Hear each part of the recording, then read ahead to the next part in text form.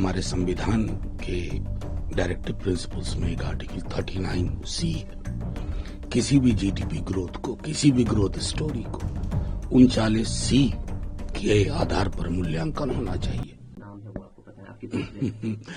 इस पर क्या प्रतिक्रिया दूं?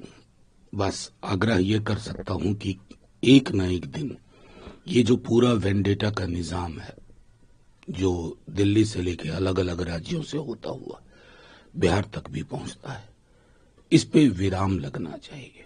अन्यथा अगर विराम नहीं लगता है तो कल कौन इसकी जद में आएगा?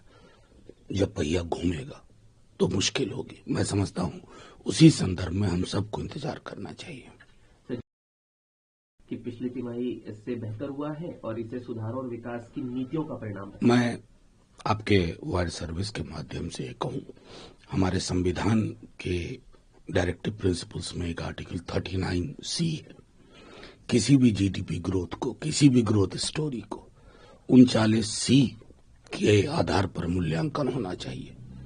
अगर वो इनकम इनइक्वालिटी को, उस गैप को कम कर रही है तो फिर इसका मतलब है, अन्यथा ये सब बेमानी है। ये आंकड़े लोगों की दैनंदिन की जिंदगी में अपनी छाप नहीं छोड़ पाते। ये कहा जा रहा है कि महायुति में तनाव है। बीजेपी ने शिंदे शिवसेना के 3 नेता शामिल किए। दोनों तरह से जो है चीजें आ रही हैं। मैं तो सीधे तौर पे मानता हूं कि एक पूरा लंबा इतिहास रहा है कि दिल्ली दरबार वाली पार्टी के साथ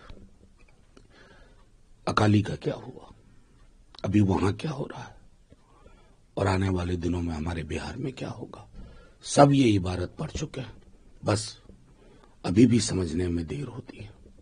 गृह मंत्री ने कहा है कि जिले जो है उससे प्रभावित 126 से घटकर 11 रह गए हैं और तीनों क्षेत्र मुख्य धारा में लड़ रहे हैं। देखिए, मेरा हमेशा से ये मानना है कि नक्सलवाद हो या किसी प्रकार का अतिवाद हो, उस अतिवाद से लड़ने के लिए आपको 2 लेवल पे होगा। एक जो लॉ एंड ऑर्डर मैकेनिज्म है और एक है कि वहां की पूरी पॉलिटिकल इकोनॉमी को पीपल सेंट्रिक बनाना। बहरहाल गृह मंत्री से ये भी कहूंगा कि पूर्वोत्तर के हिस्से में मणिपुर भी है, उस पर उनकी प्रतिक्रिया ठोस अब तक नहीं सुनी। हमारे संविधान के डायरेक्टिव प्रिंसिपल्स में एक आर्टिकल 39C है। किसी भी जीडीपी ग्रोथ को, किसी भी ग्रोथ स्टोरी को 39C के आधार पर मूल्यांकन होना चाहिए। Subscribe to One India and never miss an update.